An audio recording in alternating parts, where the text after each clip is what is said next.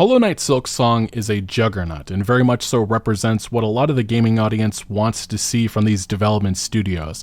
No, I don't mean 2D platforming Metroidvania. What I'm referring to is the fact that it respects its gaming audience, not necessarily just in pricing, but also the fact of what they created here. You know, obviously the immediate reactions we're seeing to Silksong is that, oh my god, I can't believe how hard it is, but also the level of detail and the improvements that have been made. You just don't get this type of experience if, say, Electronic Arts was the publisher, because we all know what would have happened. Team Cherry would have turned into a 50 to 100 developer studio. This experience would have been released maybe 5 or so years ago, and this would have been a different type of beast. And Team Cherry, what they're enjoying right now is a creative muscle that a lot of this industry doesn't get to have. We don't see that in the AAA games industry. And it's one of those things that we used to see, maybe in the early 2000s when this gaming industry was still in its infancy. That's why when I see articles like this, it makes me happy for the future, because I do think these outliers, which is what some people are referring to games like Silksong as, and even Expedition 33, they represent the future in many different regards. Team Cherry hopes Silksong could be anyone's first Hollow Knight game, and one reason it took 7 years is they were comfortable not knowing what's going to happen. The really interesting things are the things you sort of discover along the way. And those really interesting things don't happen if Team Cherry expands or, totally alters themselves as a studio. They could have done all of that to make sure that this experience was out years ago, but they didn't do that. They stuck to the development team that they are. And we've seen other smaller indie darlings this last year. I brought it up a second ago, Expedition 33, promising that they're going to continue that into the future. They don't want to massively expand and ruin what they are and what worked. But very much so, Hollow Knight Silksong is enjoying one of the biggest launches ever for an indie title. It peaked at almost 600,000 players just the other day. Right now, even recording late at night, 300,000 players. This has been an absolute massive success for Team Cherry, and they're going to continue to do what they're doing for many years to come. But unfortunately, the takes about Silksong and Team Cherry have only continued, and it very much mirrors what happened a couple of years ago with Baldur's Gate 3, in which we saw a number of developers calling it an anomaly, saying it was Rockstar level nonsense for scope, when in reality, Baldur's Gate 3 specifically was just setting an old standard, something that this AAA games industry used to represent. But unfortunately, we're having to look to these AA and indie studios to get what this industry used to be known for. Now, I bring up that situation because it mirrors exactly what has been happening with Silksong this last week. In my last video, we talked extensively about how a lot of indie developers have been discussing Silksong in terms of how it priced itself and also its release timing, and also the fact that a lot of those developers were very unhappy with how Team Cherry approached all of this. Now, unfortunately, the hot take surrounding Silksong and what it represents has not slowed down, and we've actually heard from a number of voices in the AAA games industry which have shut down the possibility of this game representing anything. They think it is an outlier, and there's really no lessons to be learned, and it really is kind of insane in my opinion, and we're going to be going over that. Now, first off, we've seen a number of mainstream, outlets such as IGN running articles like this. Indie developers are worried Silksong's $20 price tag will make it harder to price their games, and again, just so many voices chiming in. Last video we went over RJ of D-Cell Games saying Silksong honestly should cost $40, and I'm not even joking. And then obviously since then, a number of other developers in the indie space have agreed with it, saying it's pretty much on point. Another developer saying, I agree with this post, but you can also look at this from a slightly different angle. Look at how cheap games could be if developers weren't getting terrible deals from storefronts publishers and weren't fighting for their lives to pay bills. And look, the takes about the $20 price tag being too cheap has only continued. We've even seen content creators saying it should have been 30 or 40, but really the takes about Silksong have gone haywire in a different direction than I just didn't expect. Like, we have people saying the narrative that the game developers who work on Call of Duty and other AAA don't love their craft and want to make a great game compared to the love Team Cherry have is a stupid narrative. Over 9,000 people are credited for Black Ops 6, and it's dumb to say they don't love it or want to make a great game. You don't see the problem with 9,000 people working on one game and how there probably is not a cohesive vision with that, and how, that franchise you're talking about has stagnated drastically in terms of its quality and, using different ideas. They just recycle and rinse and repeat. That is what Call of Duty is known for, and that's really what a lot of us are fighting, that we just keep on seeing from this AAA games industry. And here we have a developer of Giant Squid saying what execs are going to take away from Silksong is more more layoffs, smaller teams make Metroidvanias. What they should take away instead, devs worked on a game they're passionate about with no interference from execs and the time they need to get it done without shareholder pressure. And I actually think that is a mostly good take. But then we get to this one, which is Silksong hastens the death of the critic. And yeah, very much so. Games Journal is very upset that they did not get review codes. Criticism is dying for video games and all arts, and by foregoing review, Silksong helps speed up the process. And no, criticism and opinion pieces about video games is very much alive and well. Maybe not so much so in legacy media, but it is alive and well. But these individuals definitely do not want to realize that.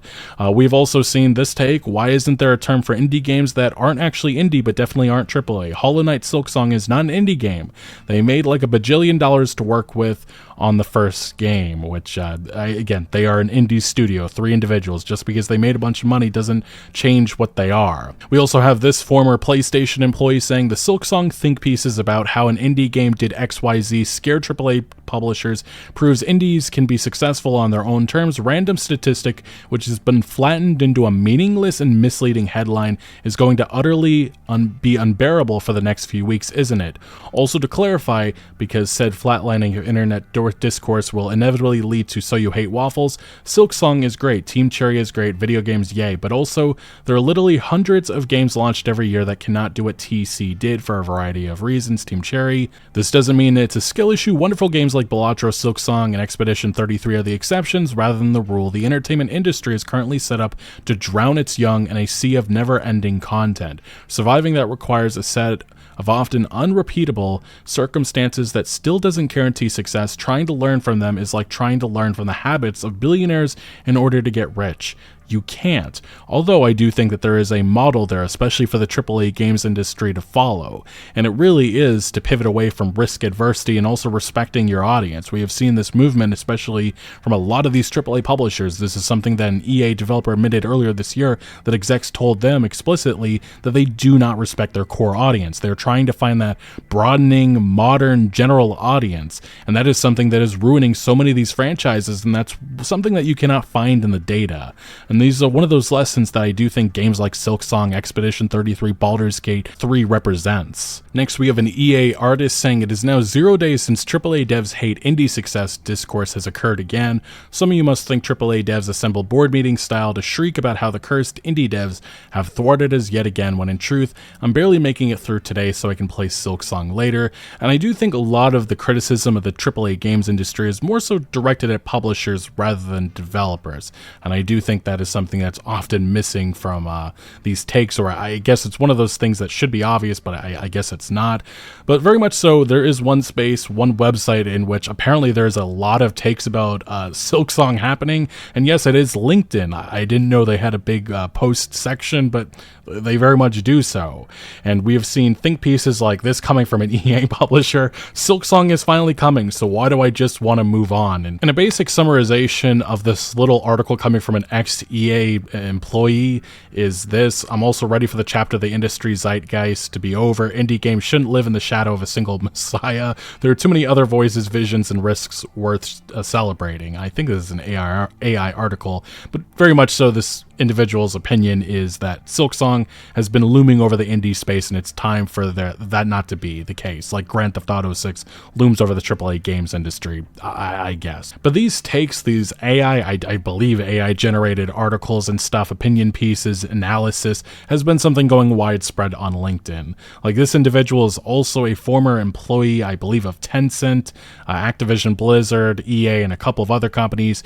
Silksong shows that one of the most anticipated indie releases of the decade is still $20. Team Cherry can charge $20 for Silksong even after 8 years of development because they are in a position few indie studios ever reach. Hollow Knight sold millions, giving them financial security and the freedom to take their time without outside pressure. They run a lean operation with just a handful of developers, so their costs are a fraction of what most studios face. By keeping it at $20, Team Cherry reinforces that image of being player first, ensuring massive volume across every platform, and sets themselves apart from other titles selling at a higher figure. It feels like a moment where the industry's tensions, the AAA games industry's tensions, are being exposed, because in the end, the player just sees $20 for hundreds of hours of playtime as a deal too good to be mad about. And I genuinely don't know if this individual actually wrote it, but this is some of the analysis that has been going viral on LinkedIn, which I guess has been leading to a lot of game developers in the AAA games industry being very upset about these opinion pieces. Like, this is one opinion coming from a former developer of Carbine Studios and 38 Games. $20 is a ridiculous price. However, I think people are overstating the praise of their generosity. I think it's a very calculated decision. They know people are lined up to buy it in the millions, so they'll have no issue making their costs back, and it buys a good amount of goodwill from the user base. I don't think this is a pattern most studios can follow. Hollow Knight was one of the most beloved titles of the last 10 years, hailed by many as a perfect game. That's the reason why they can do so confidently, release this game at a lower price point without giving away review codes. Frankly, I expected closer to 30 or even more. I'm sure they'd have people buying it still at 40 or higher. And this sentiment is something that we're going to feel from a lot of these LinkedIn remarks. I just don't get the snarky attitude with how Team Cherry has approached this game's development. And there is lessons to be learned from Silksong's development. That is quite clear with the financial and creative flexibility that those developers have enjoyed over the years, and something that the AAA space especially does not get to enjoy. But we've also seen, this is a take that we talked about last video, this specific post right here. I talked about how this was inspiration for the indie space or any developer trying to make it. And it was pointing out that, you had a lot of negative comments coming from this r/gaming subreddit, many people doubting that a Metroidvania was going to make it. It was just going to be another game, people would ignore it.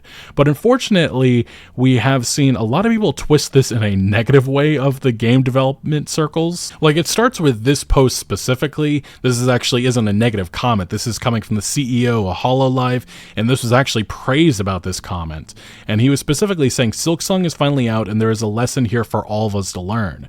If you have a dream or a vision, don't give up because others tell you to. Accept all feedback, but keep working on. Whether it's a game, a company, or any kind of content, any dream worth having is a dream worth fighting for. For us at Cover, we might be in our Hollow Knight era compared to our beginnings, but look forward to our Silksong 1. And again, they highlighted this specific r/gaming subreddit comment and also the negative comments that were attributed to this. But again, this pissed off a number of game developers. Specifically, we had this one. As a former Techland marketing manager, he actually had a number of AAA developers liking this post of Ubisoft, Xbox, Techland, NetEase, Bethesda, Konami, and so on and so forth. He said, there's a post going around, and it's the one I just showed a second ago, in LinkedIn, in which people or someone cherry-picked negative comments from the original Hollow Knight Reddit post to make it look like the community thought the game was crap. There definitely was a lot of people that did say that. Obviously, it wasn't the majority, but he calls it pure clickbait. The original post is full of positive comments, with the top comments being really favorable. And now for the onslaught of LinkedIn analysts posting their thoughts on why the game was successful. Cannot wait for these golden nuggets of wisdom. And we saw another developer, this being an indie one, saying, I think the biggest reason why everyone is trying to do Silksong analysis is because they think it's a pathway to copying their success. Truth to be told, however, that isn't going to happen. There is no magical formula to make your own Silksong level launch. That's it. That's all there needs to be said about it, and trying to chase otherwise is a waste. And this leads to this remark coming from a former dev and employee of 2K Games, Blizzard, and Netflix Games, and it was interacted again by many indie and AAA developers. Your Silksong analysis doesn't matter. It brings almost no learnings to anyone except maybe one handful of games to the hundreds of thousands out there being developed. If you are here to better inform 5 people in the internet, congrats, they didn't read it. Now another indie dev can read your analysis, do everything you laid out, and not perform any better, and more likely worse than they would have. For those with joke analysis, well done, you hit the sweet spot. And then many individuals reacted to this. This was actually a games industry exec saying, I am with you. Games like this are so special in their success story. It's nice to witness and give mucho high five to the band of brothers, but not try to emulate it or get all wise ass. It's not super wise to say, make a great game and sell it to a strong community and lots of fans for a very affordable price. We saw another indie game dev interacting with this saying, wait, so delaying audience gratification innovation beyond the threshold of insanity shouldn't be the foundation for a fledgling studio's business plan, well, fuck. And we also saw another game dev saying, have indie devs simply considered making their game the next Silksong? We also saw a former EA director of live service saying, yes, the 15-year-long strategy to grind it out and hit the lottery. And this leads next to a different remark. This is actually, I think, a very sane remark coming from a former Blizzard animator who said Concord took $400 million to make with a team of 150 plus people, and he said his Roblox game cost him $400 to make with a team of one person. Can you guess which game has had more players? The writing has been on the wall for a long time. I think this year in particular, it's really clear as freaking day where the industry is headed. Indie revolution. And I really don't think that is that far of a take, especially when you see so many of these so-called outlier experiences taking off. It is happening more and more. Obviously, I'm not saying of the hundreds and thousands of indie games, every single one's going to be the next juggernaut, but I do think a lot of the innovation, a lot of the creativity that is happening is from the indie space, and we're seeing that with the amount of Game of the Year contenders that are going to be, at these award shows later on this year coming from that space, or the AA space. Now, this may not come as a surprise, but some developers disagreed with this perspective. First, we have a former Sony online lead dev. He also worked at Blizzard as a lead dev, saying Concord's failure was all over the press because a AAA game bombing is unusual. That's just not true at all. You don't see the press go nuts when an indie game fails because that's the norm. AAA isn't going anywhere. It has a much higher success rate than indie, and when a AAA game hits, it makes orders of magnitude more than a hit indie game. On the other side of the spectrum, we'll continue to see a deluge of indie games as well because they're easy to churn out. The vast majority will continue to sink into oblivion. As a consumer, wading through tens of thousands of indie failures to get to a handful of gems every year is worth it, since indie is where cool new things happen. As a developer, might as well buy lottery tickets. And the same individual behind this specific remark, in which he said your Silksong analysis doesn't matter, also remarked on this, saying, exactly, publishers are still making 90% of revenue and AAA is still dominating.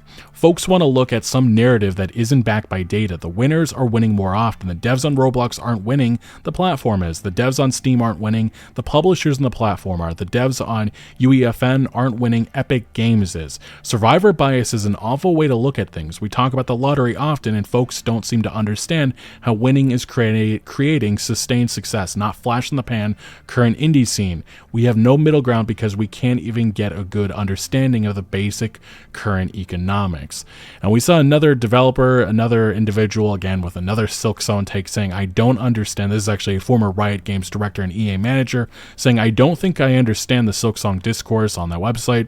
It seems every one of the stake and waxing poetically about industry trends has something to say about it, and I'm kind of lost why it's the #1 topic of discourse. The game is amazing, no doubt, but I mean, what do you expect from a small team who has already shipped a blockbuster hit once before, then went heads down for 8 years to work on their next game at their own pace? I'm not at all trying to downplay the fact that these guys shipped a contender for Game of the Year, just I don't get all the insightful navel-gazing over the fact that storied veterans who know how to make an amazing game spent 8 years distraction-free making yet another amazing game. I feel like the takeaways from their success is super obvious at face value, is it not? I swear I'm not trying to be contrarian, I genuinely want to know what I'm missing.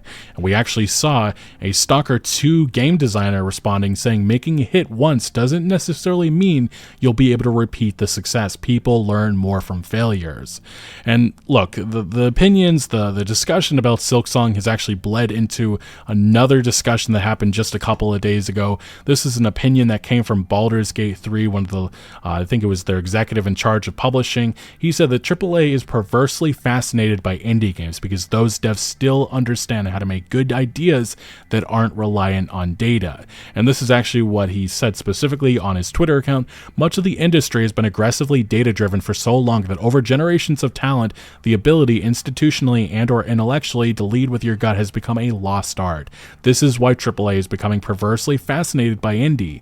Indie doesn't have the data, must rely on gut. Sometimes you see games that are doing a very specific thing in AAA, following their gut, their heart, but it's still confined to the institutional practice of parsing it all through available data. The data sets are all increasingly trashed because they can't predict breakout hits nor predict failures. And so if you can't rely on data and you've lost the institutional gut instinct that drives the furor of expression, defines a game, you get stuck. If public panic becomes safe, which is dangerous, hence genres disappear until indies create breakout hits and introduce new data, perverse attachment, etc., etc. TLDR, it's because the means to do something you want to do have shrunk because of a bunch of silly shit. And I actually don't think that is that much of a hot take, but again, many developers in the gaming industry, especially on the old LinkedIn website, had opinions about this.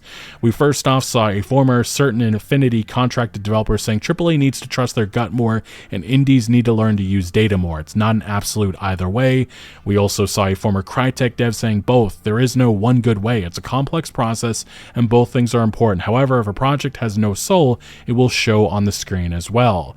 We saw an indie developer saying, I'm speaking as a full-time indie. Did Larian mention the survival rate? By year 5, 15% of indies are still alive, while 75% of AAA companies are by comparison. This isn't an incremental difference in survivability, it's definitive. We can lecture the corporate world about creativity as much as we want. In the end, they ensure salaries are paid for art to continue existing in some form, while us indies self-slaughter in a bloodbath, pretending we are all the top 16% of indie devs who can maintain a livable salary. There's much more for indies to learn from those highly capable ex-indies or individuals that understand how to generate an income significantly more in value than the other way around. We also saw a former in exile and Ubisoft developer saying analytics are largely up to interpretation and often can have severely negative impact to the brand and game when followed without serious thought to the user experience. I've seen megacorp after megacorp usurp thriving studios and all of their intellectual properties and destroy their value over the course of only a few years. Games made without passion are shit. We also saw a former EA lead designer give his opinion on this. This is quite the hot take. He said, having worked in AAA and indie, this headline is from someone who perhaps hasn't. He very much has. Devs are devs. It comes across as arrogant to say that one is better than another or that AAA is fascinated. That's nonsense. Your post is clear about the value of either side of the industry, and fundamentally, indie devs can operate more as art than business if they're lucky to have other sources of money to pay their rent.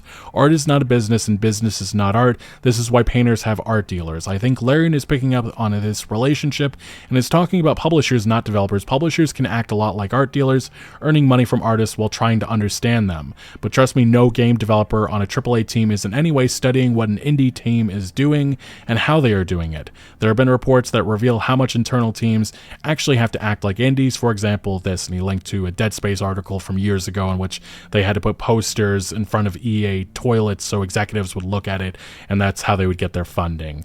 Now, we saw another developer, this being an Epic Games dev, saying, I always felt that indie games propelled the AAA industry. Hold the lion's share of the AAA industry is trend chasing, mostly doomed to fail. There are examples of great creativity. The indie space is always creating wonderful experiences, but a more recent trend is the increase in AA and well-funded indie titles that are so exciting. I could not agree with this perspective more.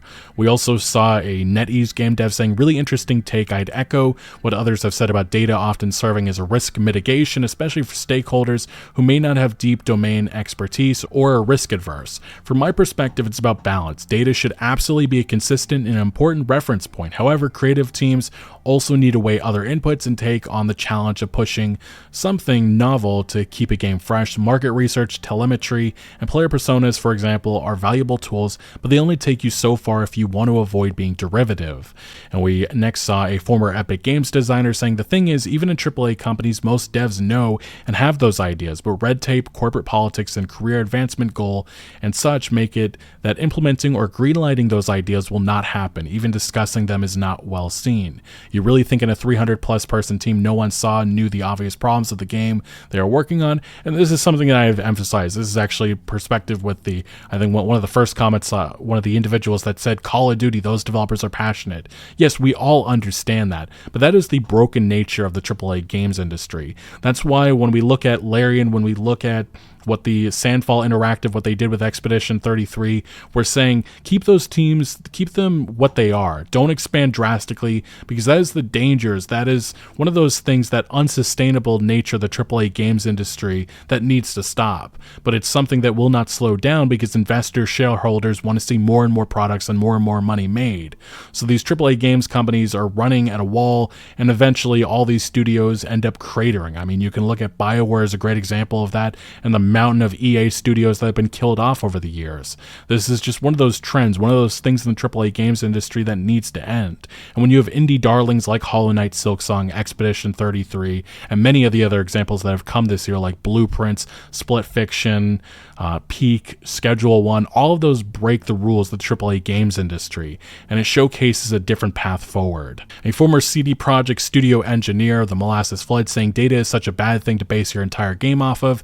It's good to reference, but the thing that always seems to be missing is context. The reason those games often do well is because of the entire package, art and gameplay, or the idea is the first of its kind, or reinvigorates an existing idea. Larian is so punk rock with their statements on the industry being a AAA studios themselves, well nowadays, never changed Larian. Another individual, this being a former Plarium dev, saying, at my old studio we were told which games to look at and forced to sit in mandatory meetings so we could analyze videos of them and look for stuff to copy. No one ever collected any game ideas from the team, who were all purportedly gamers. Unsurprisingly, our studio went out of business.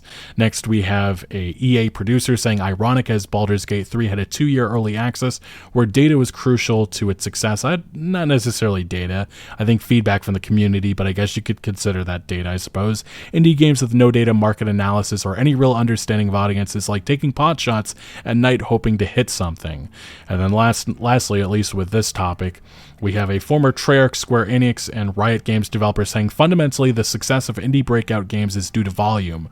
For every one of these idea game that succeeds, there are hundreds that fail. That's not a sustainable way to run a business. It's not about understanding at all. And the one thing that's really not being discussed at all by many of these individuals is the fact that making a AAA-like experience like we have seen from Expedition 33, the bar is no longer so drastically far apart. You needed to be in a AAA studio 10 to 15 years ago to make that possible. Nowadays, that is no longer the case. And that's why when you have games like Hollow Knight, Silksong, Expedition 33, Split Fiction, The Alters, Blueprints, and so on and so forth, just of this year alone, they represent the future, an indie revolution that I personally do see coming. That's why we're going to see more and more of these indie AA smaller studios taking off. And no, obviously I don't think it's going to be coming from just random developers that have no experience in this industry, but I do think we are going to continue to see many veterans of this industry starting their own studios up and using their experience from those publishers and those giant development studios to make the next big thing happen. And I think that's where the innovation, the creativity is truly going to continue to come from. And it's not going to be coming from the AAA games industry, which is focused on chasing trends, broadening a franchise's audience to a non-existence audience. Yes, I'm talking about Dragon Age, Veilguard, and being risk adverse, except for when there is an opportunity to turn a single player franchise into a live service. Yes, I'm talking about Fallout 76, Anthem, and so on and so forth. That's the level of corporatism that will continue to thrive in the AAA space for many years to come. Now, to some of the other opinions and takes that have been given about Silksong, we have a former Sega director saying the release of Silksong for only $20 is an incredible win for players, but it's absolutely terrible for free-to-play product managers. In light of this release, how can they possibly justify the value of their $20 gem bundles? Never mind $100. It's an absolutely humiliating moment in gaming history for whalers everywhere. Maybe that's a lesson, one of those lessons that apparently doesn't exist with Silksong. We saw another developer saying about Silksong, it didn't show anything except that money can be made on hype and this franchise sells well. We also saw the Palworld manager saying Silksong is about to usher in a whole new era of professional LinkedIn grifting. May Gaben have mercy on our souls. And what some of the responses were, this is actually a Sega employee saying, here's my hot take on what your tiny indie can learn from this massive juggernaut. We also saw another developer, this is a former Ubisoft producer, asking what's the benefit of Silksong being on Game Pass, in which one of the responses was from a former Relic Entertainment director and Ubisoft director saying, in my opinion, there is none, and likely never was. Must have been a big chunk of free money for a platform that devs might not care that much about. They certainly didn't need the money. Hollow Knight was super successful and the team is like 3 people. So yes, if you did not know, there is a lot of fucking hot takes about Hollow Knight Silksong, a lot of differing opinions, and a lot of people dissing Team Cherry and what they accomplished here with this entry and the many years that they spent on this. I still firmly believe that there's many lessons to be learned from Silksong and many of the other indie and AA success stories that we've had here in 2025. But obviously, many veterans and developers of this industry disagree. But what do you make of all that? Let me know your thoughts down in the comments section below. But thank you for watching. Make sure to leave a like if you did enjoy this video or if you found any informative value. Consider subscribing for more videos like this, and I'll see you later.